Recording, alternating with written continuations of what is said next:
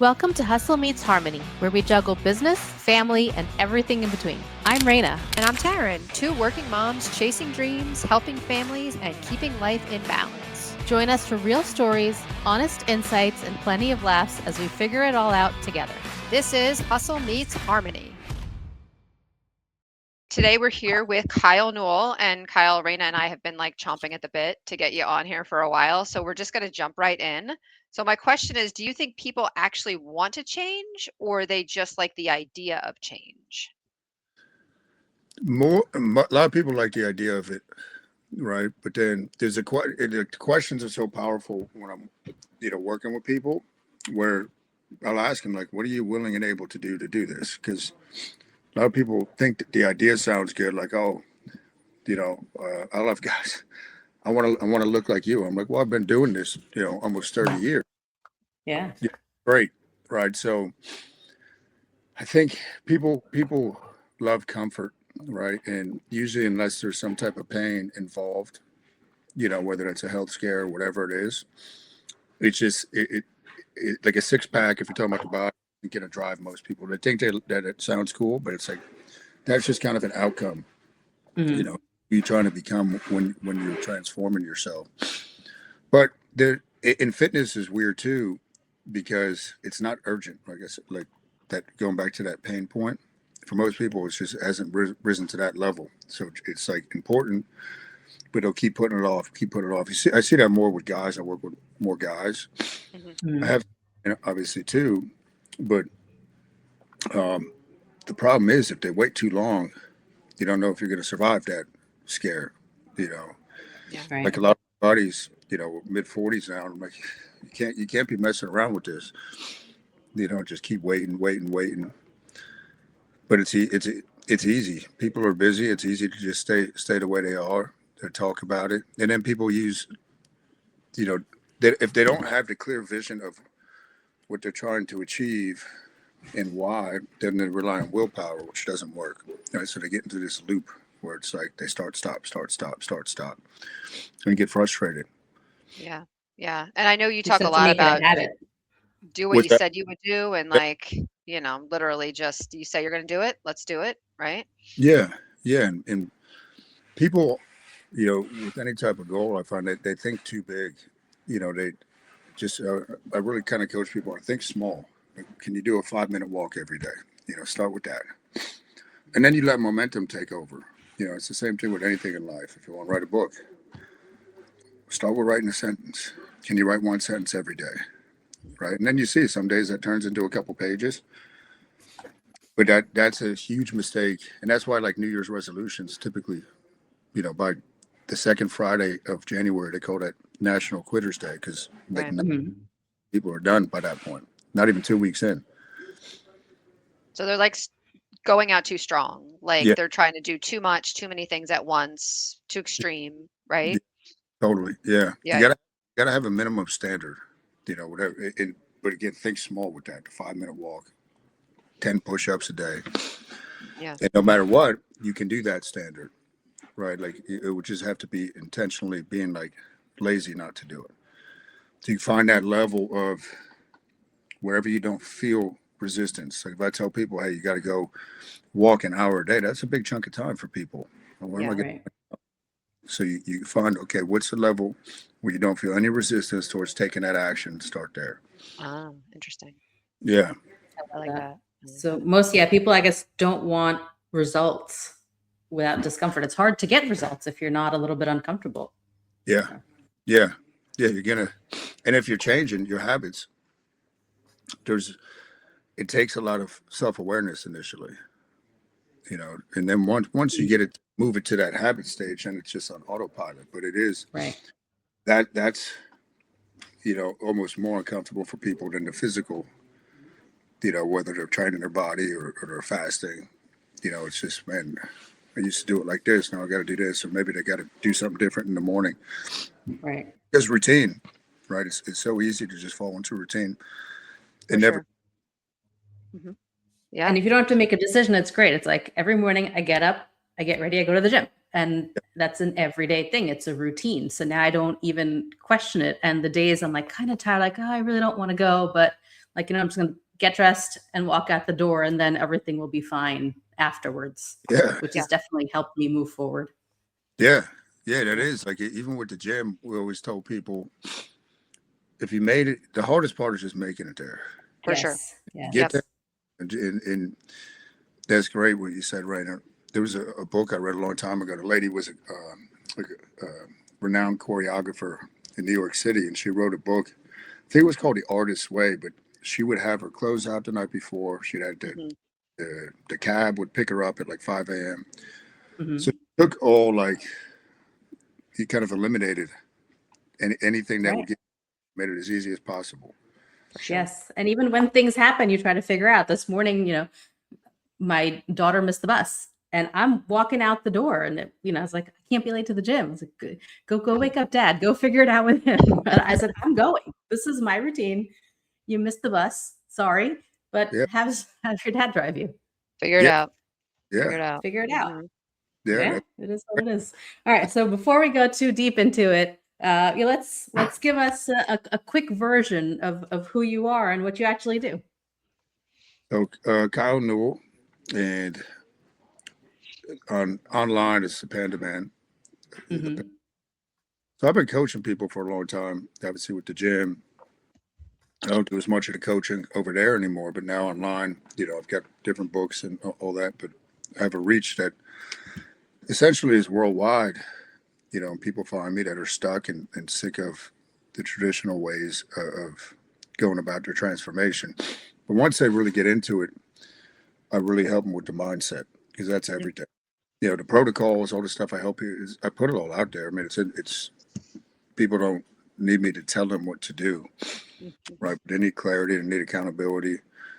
And in that world, food is a drug for people, right? Mhm. So they might have the intentions to try to change. And I have people like that where they just, and you can see it so clearly with their self-talk. So anyway, yeah, I read books, different products like that, and really involved with coaching with the children, which I Mhm. love, working with that age. And it's just good because even with them, every time I train them or we're at practice with sports, give them some type of mindset piece that they can digest and put to use. Yeah, I love that because I feel like information is not what's lacking out there. It's you have to want to make the change for yourself, and a lot of people need someone like yourself to really mentor them and help them figure out why am I not doing the things that I know that I should be doing, right? Yeah, So, yeah, yeah, it isn't. It's not a lack of it because you could just Google it if it was information for sure. Right. and find it. But I think a lot of people fall into that trap where they think it is a lack of information, Right. and it's not. Yeah. It's very rarely is that the case. Right. And it's okay to ask for help too. There's only so much knowledge you could get from reading online, but go to somebody who's been there, who's done it, and get advice and get help. It's okay. It's okay to say I need help with this. Yeah, Yeah, yeah, for And and it's people sure. are afraid to do that. they are. They are. I don't know if it's a pride thing or I always believe in, I always have a coach myself, going Yeah. back like 15, so many years. Because to me, it's an investment. I'm like, I'm going to learn from this person, they've gotten to maybe where I want to go. And they cut down, a coach could cut down that learning curve big Right. time. When you fall off track, the coach's job is to get you back on track, not to belittle the person or judge them. Yeah. It's just helping them see patterns that they might not be aware of, Right. that cause Yeah. them to fall. And then help Yeah, for them sure. push forward, because Yeah, you need that growth, and then you get a little push and a little help, like, hey, maybe go 5 pounds heavier, try something else, go change your form. yeah, And so that's really helpful to me in the gym. yeah. So Yeah. tell us, where did the Panda Man come from? So That's a there's, very unusual character, so I want to hear about it. if you see this little panda tattoo right there, Mhm. Yes. Yeah. that was so Ron Artest played in the NBA, finished with the Lakers, and I always liked the way he played. It was more like the old school. He was a couple years older than me, but he changed his name a few times. And the one Mhm. time it was either the Panda Man or it was something like that. And I was on his email list. It was like 2013. So I'll buy a hat and a shirt. And then I started researching the panda animal. And I just felt like, oh, it's just interesting, the black and white, Mhm. the symbology of it. So then fast forward, um, probably like 2021, 22, I'd gotten, I wasn't that involved on Instagram. I hadn't really made that Mhm. move yet, but I got banned from it. I got kicked off, and like my account was just gone. It wasn't like I could Oh recover it. no. Okay. Yeah. So trying to think of a new name for it. I'd already written a panda diet book, and we just kind of said, oh, all right, well, you got the panda diet book, you got the panda diet. Let's go with the Panda Man. So that's really where it came from. Ron Artest, it's kind of Mhm. Yeah. but the symbology, like the black or white, that's a huge part of the mindset piece I teach people. You got to make a decision. If you leave the gray area out there, you're going to waste a lot of energy because I Mhm. always Yeah. gray willpower. You're trying to will yourself through it, and that does not work ever. Right? So it's just make the decision, and then make the decision again the next day or whatever. You again think small. You keep chunking it down to, can I go another 5 minutes? Can I go another hour? Can I go a day? Whatever it is, with your Yeah. fit and your fasting. But yeah, that's where it came from, Ron Artest. Wow. All right. Well, very, very cool. Yeah. And I know there's a lot of things in the health world that people they don't want to hear about, right? And I know a huge thing that you talk about is fasting. So why don't people want to hear about it? And why are you so like passionate about fasting? Yeah, it's a great question. It's people. I knew this way before I started fasting that people, kind of view their food as almost like a religion, like and it's really that drug aspect that gets a hold of them, and it's comfort, right? Like people will stress eat and all that, and I came to it in 2014 when I was getting ready for the last time I competed in bodybuilding, just for cosmetic reasons. Looking Mhm. at research with stubborn fat and how fasting can, enhance the blood flow to those areas. But right away, I knew I was like, okay, this is a lot better. And that was, doing your 16 to 18-hour fast. It wasn't what I do now. I did that for 5 years. And then it was in the fat shredder contest we were doing with the staff in 2019. So let me try to go 2 days. Let me try to go 3 days. And at first it was like, wow, this is really eye opening, because I felt great. And I had developed what I call metabolic damage just from chronic dieting, chronic deficits, to the point where I couldn't get lean literally unless I was doing like 13 or 1400 calories a day. I'm a pretty big guy, so and I love to eat. Hmm. So then once I started doing it and I saw the results myself, to me it was just like this is the way. It just made so much sense when I looked at the hormones of the body. Yeah, but people don't want you messing with their food typically. Like they, they don't want that. They want to wake up, eat again, eat again, eat again. So people get very protective of that. And then in the fitness industry, there's a lot of fitness people that disagree with what I do, right? And I used to Hmm. teach what they would teach. Well, okay, you got to have this many, this your macros, this is your calories. It's too complex for people, right? They're not bodybuilders, and the fitness industry, this is what they've been taught, right? So they kind of have this belief, and they're unwilling to try something else, which I always find amusing because I'm like, how could you speak about something if you haven't tried it? Like that doesn't make any sense to me. I'm like, Yeah. you could kick around the idea, but until you tried it, you can't intelligently speak about it. Right. Yeah. Yeah. Nathan and I, like when you brought up to Nathan, like the only way you're going to fix this inflammation in your body is fasting 1 meal a day at least. And I was so resistant to it, Kyle, at first. I was like, but what about our lunch routine? And what about this routine? And like, how is this going to change everything? And I was scared, to be honest with you. But it was like, I think for us, it took more of a health reason to jump into it. And we're almost 4 years in now. I couldn't imagine eating any other way. But at Yeah, first, you're right. It was hard. I was like, but I'm eating really healthy. Like, why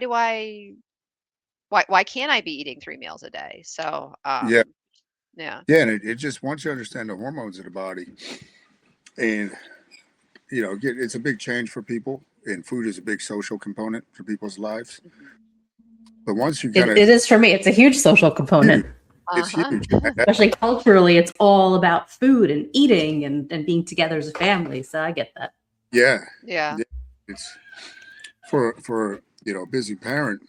If the children are at school, then all of a sudden it's like, all right, we'll have your one meal a day. You could do that at dinner. We just Mm, get the social aspect, and that's usually why I recommend dinner for people. I'm like, if you have social functions, usually it's going to be a dinner, and then right. I also, what I personally believe is that feast should be like should be able to relax and eat in peace and look forward to it. Where everything's done. There's no more work that has to be done afterwards, physically or mentally. It's just like chill out, enjoy, and then almost like you earn it. But it's really it's changed my mindset completely. Where each meal now, Mm, best meal I've ever had. Yeah. Like it's Yeah. not checking a box. It's like, man, I can't. It's just a great experience. Yeah, for sure. I do feel like it makes people uncomfortable though, if I'm in a setting when they're eating and I'm not eating. And I don't know if you run into that. Like if you're at a lunch event or something and they're eating and you're not, do you feel like that makes them uncomfortable that you're not eating? Not really. Not really.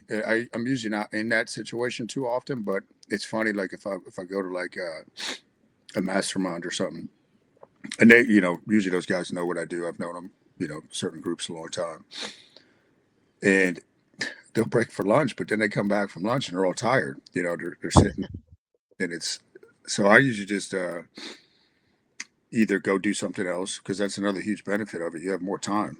Yeah. Even mm, breakfast, lunch, and dinner, and you just cut out breakfast and lunch.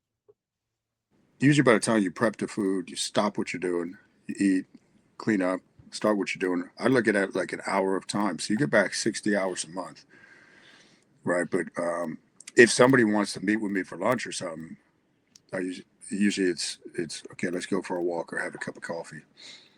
Yeah. So Yeah. it's rare that I'm in that situation where it's, mhm. you know, Sitting down at a restaurant. Yeah, yeah, we've gone on walks before to chat. yeah, Yeah. yeah. I So feel totally. better anyway. You get more Yeah. ideas Yeah. Yep. moving. You're out in the fresh air. Yeah, yeah. I love it. I love it. So one thing that you said that really stood out was, being self-aware and present is kind of the ultimate goal. So let's talk about that. Yeah. So the mind map stuff that I teach, the more I've been doing that, it was taught to me by a guy named Dax. That was 2014 as well. Hmm. And it's really how your brain forms habits, but the ultimate outcome is the self-awareness, thinking about your thoughts. Mhm. Most people don't ever do that, which is weird when you think about it, that they just go on autopilot and they let their emotions start to drive their thoughts when it's the picture you had in your head, because everything's a picture, every thought we have. You can't think without pictures. Mental images, they start the emotion, but then it almost hijacks people, and now this emotion, especially if it's a negative one, starts to drive their thoughts, and they don't realize that, hey, if you're self-aware and you're present in the moment. I had a call with the client yesterday. He's working on a really cool project, but we were going over that exact topic where the ultimate goal and when your energy is going to be highest is when you're fully present, which is really hard to Right. do nowadays. It's almost like I think a lot of people feel past 5, 6 years at time, it seems like it's speeding up, right? And it's just there's constantly connected to the internet or now AI and all that stuff. But when you're fully self-aware or working on that, right? Like self-mastery, then you can assess, okay, hey, I did this, it didn't serve me. Let me do something different next time. And when people get to that point, then the transformation is easy, right? Once they realize that they can control what's going on in between their two ears. So yeah, I think there was a time when I was teaching, and that was when I got really into like the self-development stuff. So it was like 2007, 8, and I got so present to one day teaching the kids that it was like the best high ever. Like I was fully Hmm. present with them, right? Like fully present. But it's a hard thing to do, right? It's very hard to do. Just Yeah. slow down, because people always want to get to the next thing, right? And it's like, well, maybe Yeah. the lesson you're supposed to get is whatever the struggle you're going through right now is. Well, people want to get Right. out of that discomfort we were Yeah. talking before, but it's when people get to that next thing, or let's say it's the weekend or vacation,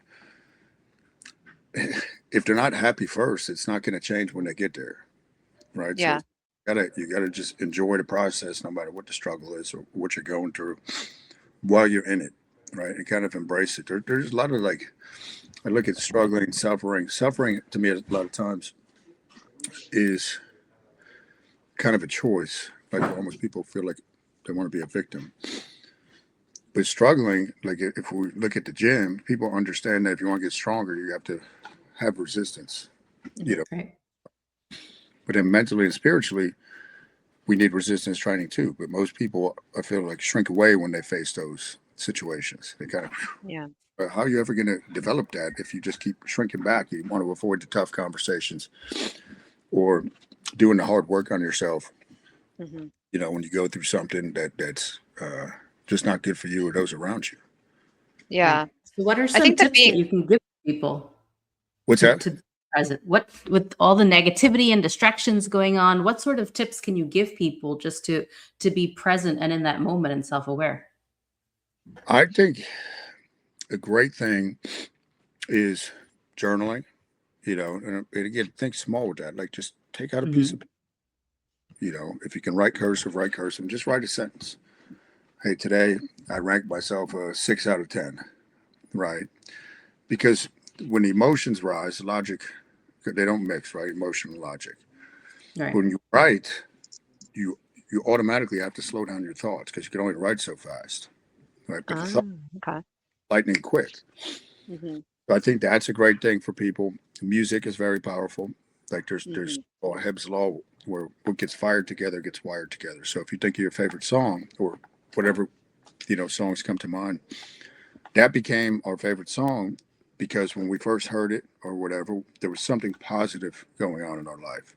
Hmm. Music can bring you right back to that positive state as well. For Yes. And sure. you know, people can do breath work, meditation, right? A lot of people seem to be resistant to that because it feels like you're not doing anything. Right. But even just sitting outside, like a lot of people don't get outside enough. Just go sit near trees, go sit out in nature, go for a walk in nature.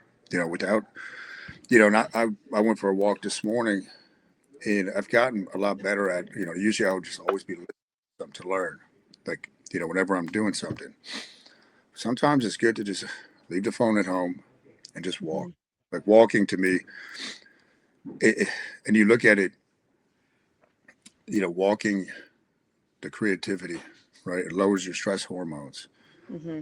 Most people can walk, right? There's like, it's not like, hey, go run a mile, go run 2 miles.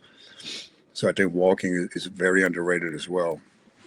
And then Yeah. backwards, cool too, if you never tried it. That really kind of unwinds like anxiety in the brain. And there's a lot of cool things physiologically with the body, but that's something that's really cool that my coach taught me a long time ago. Just slow backwards walking. Yeah. We had a I guest did on that at the last gym a week and few he was weeks talking, ago. What's that? we had a I did guest that at on. the gym a few weeks ago. Oh, we're both talking. Go ahead, Taryn. Yeah.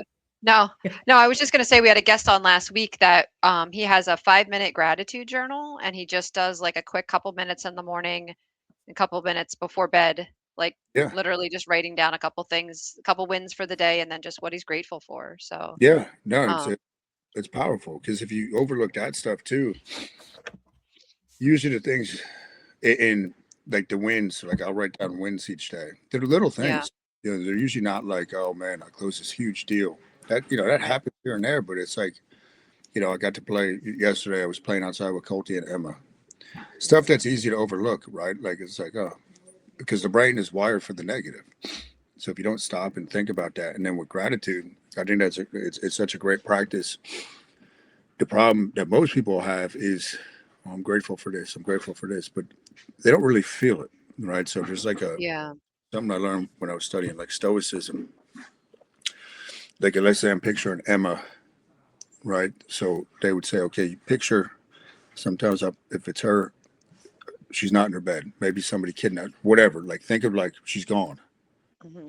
You hold that thought for a seconds, and then bring it back. Right, and then you can actually feel it.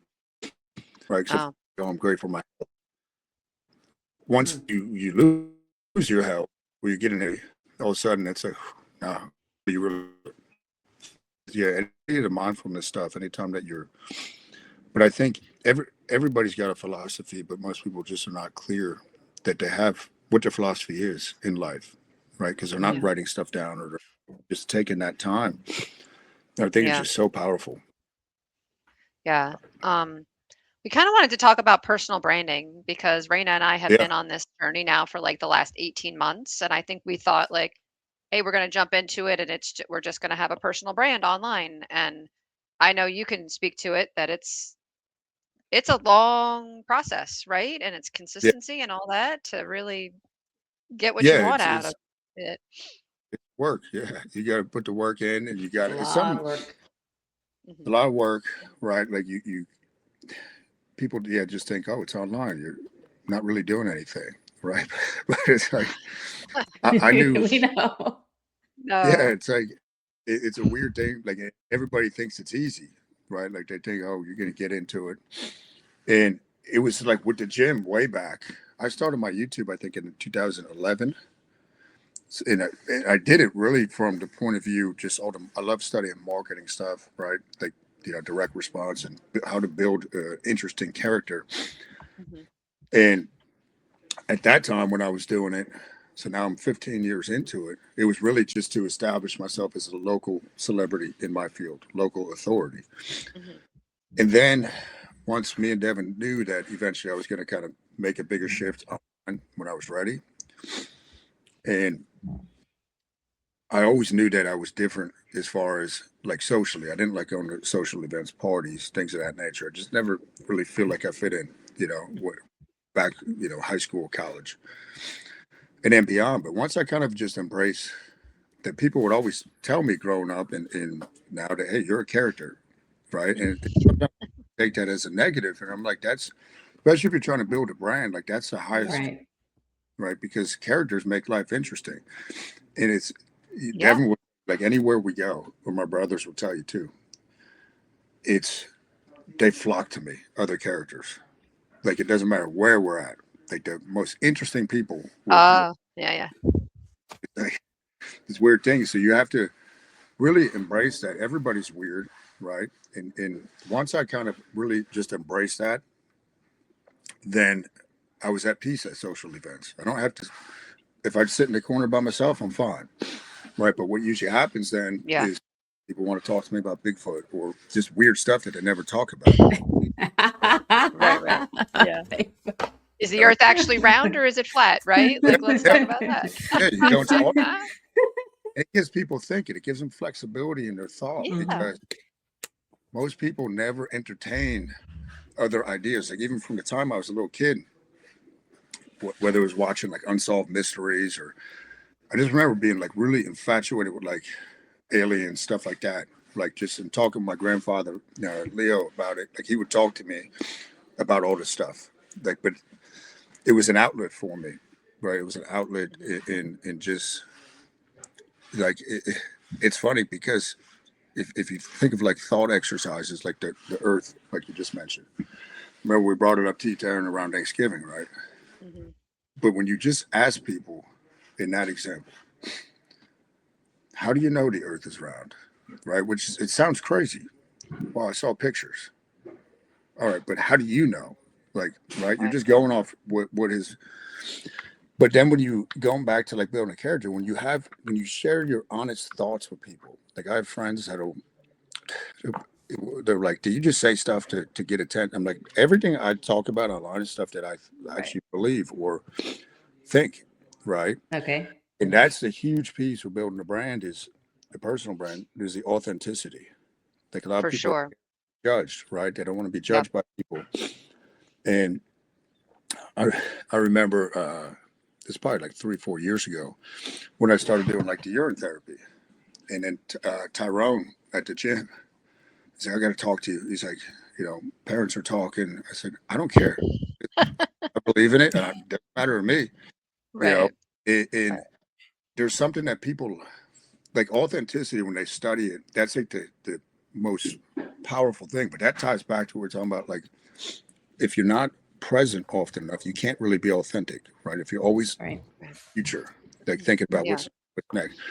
And a lot of people are scared to um, say anything that people are going to have a feeling about, Right. right? They Yeah. want to be like vanilla, or I don't want to ruffle any feathers, but you're not going to attract anybody then, Right. right? Yeah. Look at Yeah, like, I was yeah, going for a run last week and I was listening to worship music and I was like eyes closed feeling it. And then I thought, let me video this. And then I was so scared to put it on social media because I thought, well, what are people going to think of me? And then I'm like, you know what? I don't really care. doesn't This is matter. who I am. And I'm this is what I did this morning, right? Like, Yeah, and I had more people reach out and comment on it or, like it. So I guess, it's not yeah. everybody's cup of tea, but You, if, you know, you I don't don't want know. to, yeah, because you either want the, like I used to listen to Howard Stern way back, way back in the day. And if you, I don't know if you guys have ever seen his movie Private Parts. It's like a I biographical think movie. so. Yeah. It came out. I saw it when I was in high school, and there's a scene where he gets hired, I think, by NBC. So he's moving up the ranks, but it's a master class too in how to build a brand. Like that guy, Mhm. and he calls him one guy. It's Paul Giamatti plays like the manager of the station. He calls him Pig Vomit, and they brought him in, Paul Giamatti, to kind of, hey, Stern's out of control. Let's really clamp down on him and get rid of him. Right. So he's going. His assistant is telling him the reports. He's telling Paul Giamatti. He goes, "Well, the average listener still listens. The average fan still listens like 2 hours a day." He's like, "Oh, come on, how is that possible? How are they still listening that much?" He goes, "Well, what about the people that hate him? Because the average person that hates him listens for 3 hours a day." And he's like, For "What? That sure. doesn't make any sense." He's like, "Well, why?" And he's like, "Because they want to see what he's going to say next." Yep. I Right. have people that Right. literally message me every day. I don't even read them because I said something they disagree with in the past, and Right. they're like obsessed with me now. They want to prove Yep. their. Yep. And I always tell people, look, because people struggle with trolls. Like trolls is a big thing, but I always tell like Mhm. owner guys, if you have trolls, you're doing something right. Like, Yeah. 'cause- Right. People are and following you. they're following you and Yep. they're giving you their time and attention. It doesn't matter if it's Right. negative. They're giving Yeah. you the most thing they have. Mm-hmm. Absolutely. So I know you feel like there's so many aspects of your life just, grabbing for your attention right now. And a lot of people can relate to that. So how do you manage, trying to be fully present, not feeling guilty? Let's talk about men specifically carry so much silently. How Yeah, how can people manage that? you gotta like if we're talking about men, they really have to, if they're married still, lean on their wife. Like they got to be open with their struggles, right? And I think a lot of men just are not in touch. Like I know I just would always bury stuff, go into another competition, and just kind of deal with stuff that way. But it's not necessarily good for you. So it really comes down to, okay, the schedule that you keep, right? So I know that usually by noon, I've got my main bulk of my work done, and then it's okay. Am I checking the box? Like realizing we play all these different roles, father, husband, individual. Like a lot of people lose track of that. Mhm. Right. So, and then, as far as, okay, there's a lot of stuff we're trying to do around the property. And that's like, okay, when do I carve time out for that? But then being at peace with, there's always going to be stuff to do. Like it doesn't end. Right. That Yeah. is not, Right. you get rid of that For sure. thought. Yeah, it's like, Mhm. I used to really struggle when me and Devin met, when I had the business early on, I was still teaching with shutting my mind off with the business. Like I would always just work, work, work. And I have some tattoos that say like balance. And then I realized like balance is a myth. And if you're balanced at everything, it means you're probably not good at anything. Right. So Mhm. I started looking at it, it's like harmony, like a piece of music. Like sometimes it's Mhm. gonna get more attention. Sometimes the children need more attention. Right. You Right. keep like that, like a piece of music, and realize that, yeah, you're gonna have to go all in on something sometimes, but know when to put it down too. And it's funny, the conversation we had in the pool, I guess it was last summer, and I was like, we're thinking of something with balance for the podcast. And then you brought up exactly what you're saying now. Balance makes it seem like everything is getting equal, and that's just not how it works. You Doesn't have to be, yeah. Um, It's you not. That's coined why a we went with phrase. harmony. Yeah, I know that's why we're, hustling in harmony. yeah. You coined a phrase recently, I think, about being a trophy dad. And that really, like, I thought about that a lot, especially with Nathan. So, like, what does that mean to you, like being a trophy dad? It's like when I go to, when I coach the kids, you have a lot of dads that won't coach, right? And whether it's a lack of confidence or they don't have the energy, right? But then just having that concept in their mind of like, what I tell guys is, guys, you should have the idea in your mind that if you walk into any room, because subconsciously people automatically, whether you're overweight, but people go, oh, I'm not going to judge them, but subconsciously you pick up on, like, instantly you make a decision about somebody. Mhm. So if you could walk into any room and all of a sudden people, man, I feel a little safer because that person's here, or that just have that presence, right? Hmm. And for a lot of guys, I just put a video up before. Like, you don't have to be ripped. You don't have to. It's just you're exerting discipline in some form. Like, that should be the focus, because your children are going to watch, right? And any child is going to love it if, hey, my dad's strong. My dad's got muscles, right? And if for men, if you're just talking like on the surface, the way they look, I would say, guys, nobody's hardly is ever going to see you with your shirt off. Maybe at the Right. pool, a couple, but the parts that they're going to see, your hands, your forearms, like in your traps, like develop a look of power, right? And you could do that pretty simply if you're just consistent. So yeah, I think it's that it's being the dad that brings fun energy, you know, and has interesting conversations. Like, we were driving to strength and conditioning the other night. There was two of the boys' friends were coming with us. We're talking about Bigfoot on the way there. We're talking about different stuff. I'm telling them stories about my grandfather. Because I look back at the five guys that coached me, friends' dads growing up, and such great memories with them, you know, and just, bonds, with baseball. There's one guy that comes to mind. With soccer, there's a guy that comes to mind. Basketball, right? And they were just dads that were volunteering, but they actually wanted to be there, you Yeah. know. Yeah. Yes, yes. We've selected a So lot of family activities that we can all do together. Like, I tell people, I don't want to put my son in BMX.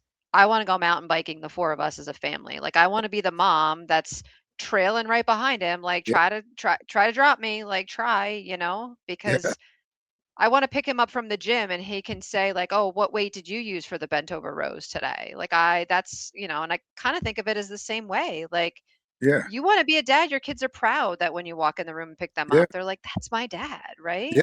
Because they're probably, we hope, right, as parents, they're going to emulate us in some way, the good part Yeah. of it. And, I think all of our parents, more the baby boomer generation, being in shape and training, it wasn't really a thing, right, for that generation, right? But we know that the kids are just learning by watching. It doesn't matter really too much what we tell them. They're watching us, For right? sure. They're going to copy. Like yesterday when Colty said he's going to work out. Like, so me and Ansley went out and watched him work out. He did like Yeah. a whole little routine he wanted to do that he's been doing at school. That's cool. Yeah, it was I like, love it. it was pretty neat, Love it. pretty neat. Yeah. And talking about trophy dads, my husband's always been coaching the kids in their activities. He's coaching baseball with my son. But the fun thing he's doing now, so my daughter dances, and she's in a dance recital coming up soon.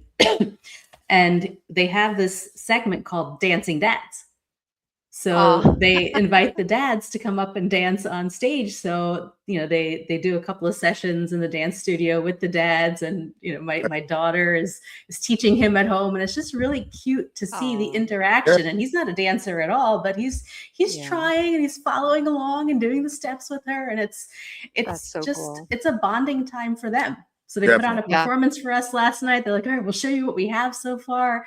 And it's just really cute to see him step out Yeah. of his comfort zone Yeah. and Yeah. do something that makes his daughter happy. So Yeah. that's really Right. sweet. It is. It's a great thing. It's a great thing. Yeah. Like, a lot of guys struggle with that, if they have daughters. Yes, it I grew is. up, it's a big shift, if you're not used to that. Right. I still, it's a big learning curve for me with Emma. Obviously, Ainsley's, very Mhm. young. So Devin helps me with that, relating with Emma, making sure that I'm Yeah.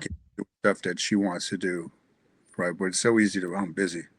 Don't have time for that. Right. And that comes back to all the other Yes. stuff we're talking about. Like, no, this is important because, today's gone. And that's it.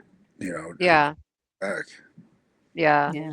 And something we've wrestled with is I think, you have an idea before you have kids of like what kind of kid you will have, right? And you assume they're going to be just like you and you're going to know exactly how to relate to them. And has given us a son who music is his huge passion. So we have had to learn how do we support that and how do we show the interest in music so that he feels like, I Yeah. don't know. And then we have a daughter who's into musical theater. We don't know anything about musical theater, but we are learning how to support it and how to make her know that it's important to us because it's important to her. So, That's great yeah, because everybody's, I do think a lot of people think that, my kids can be just like me, but I always kind of keep in mind, everybody's a guest here, right? And it's not, if our children want to do something, a lot of people would probably shut that down if they weren't comfortable or familiar with, right, music. Well, I don't know anything about Right. that. Go play softball, whatever. right, right. But allowing them to explore that, right? Mhm. Explore that and see where it goes. I think that's Yeah. awesome. And then they inspire us. Like Nathan picked up a guitar. He's like, you know what? Darn it. I'm going to try to learn. I know I'm not going to be as good as Graham, but now they're doing like father son. It's hysterical because Graham's like, Mom, Dad's really, really bad at the guitar. I'm like, I know, but keep, playing with them. And, Yeah. Yeah, it's all you have to I even hear practice. I hear music from a different level now. Like I used to listen to it for the lyrics, and now I can listen Uh-huh. to it and try to pick out different instruments because that's how Graham hears music. He doesn't hear the lyrics. He hears the music part of it. So now I'm learning Mhm. to like, oh, it's like a whole new world's opening up for me. Yeah. So, Really cool. I love it. yeah, it's wild. It's wild. Yeah. So, a question for you as we kind of wrap up here, but for men in their 40s and 50s, or they're kind of in their peak earning time of their career right now, and a lot of times, like you said, it's oh my gosh, moving on to the next thing, and I got to get to this level and this level. How do you get them to just kind of stop, slow down, and enjoy the journey as they go through this? It doesn't always have to be the next level. What advice can you give? It's like I keep the marbles next to me. I have two buckets, Uh-huh. and it's I really just think when people think about their own mortality and how short life is, and I think if you and most people never think about death, and I would say kind of blessed in that at the time it was torture for me, but when we moved here from Michigan, I was about 7, like a couple days literally being here living with my grandparents. My mom told me that one of our friends from the old neighborhood, it's like a year or two older than me, died. He had a brain aneurysm. Wow. it it like disturbed me greatly for like 4 years. Gosh. Probably every day thinking about death, right? And then this would come in waves throughout my adult life, where I'd just go into these funks. But I've thought about it a lot, and it's I think they call it like memento mori. Just remember your death, right? Like remember that this is gonna go, and it can happen at any time. Because a lot of people Right. are living for a future, and they get there, then are living for another future, and they get there, living for another future. So it's really just pausing and going back to what we talked about, being self-aware and present. Hey, if this was it, if this was all you had was today, how would you live it? Right. I'm not saying that you got to go do some crazy thing, but like, how would you interact with people that day? Mhm. And if you could do that, each day is gonna, it's a lifetime. So I think that's really the thing is, you want to keep earning more, but if you're overlooking your family, and then you're not present, you can look back and say, man, I missed that whole thing. I wish I could Yeah. go. And it's easy, especially like I tell Devin a lot, having another child. I'm like, look, it's crazy right now, but Mhm. we're gonna look back and guys think about when you started your businesses.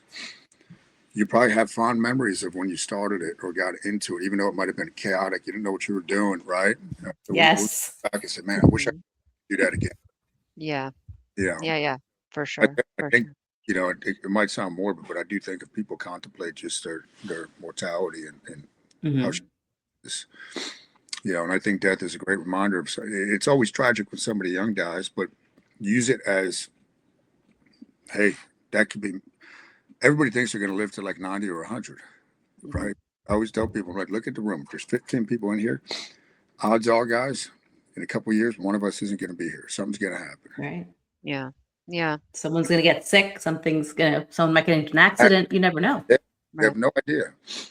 Yeah. So I think that's why I say it was a blessing for me to go through those periods, because it's just something people don't. It's something like people shy away from. Yeah, Right. It Yeah. is. Yeah. And Yeah. that's why we're so big on life insurance too. yeah, Aaron and I can talk about it all the time. It's like, come Yeah. on, people. You Yeah. never I know know. what's gonna happen. What about I your family? know. you don't. We're literally in the job of you never know, and you hope you buy the policy and hope you never need it. Any of the policies, right? Yeah, Auto, home, life. yeah. You hope you don't, but Um, yeah, yeah. Well, it was so awesome having you on here. I yeah. know we've been really excited Yeah. for the episode. So for our listeners, where can they follow along on your journey and keep up with all the content you're putting out? Yeah, pretty much all channels, just the Panda Man official. Okay. YouTube, Instagram, and TikTok, Facebook. Yeah, if they just search that, they'll be able to find me. The stuff that I'm Okay. working. Yeah, this was Cool. fun. We'll do Yeah, that. we're excited to Yes. kind of watch the rest, your journey unfold as you keep learning and growing and balancing and harmony and all that. So, Likewise, yeah, it's always a work in progress. yeah, yeah. Yes. Well, thank you Awesome. so much for Thank joining us you. today. Yeah. It was This fun. was Thank awesome. Thanks for tuning in to Hustle Meets Harmony. We hope you found something real, relatable, and maybe even a little inspiring. Don't forget to follow the show and connect with us on social for more conversations. Until next time, keep chasing your dreams and finding your harmony.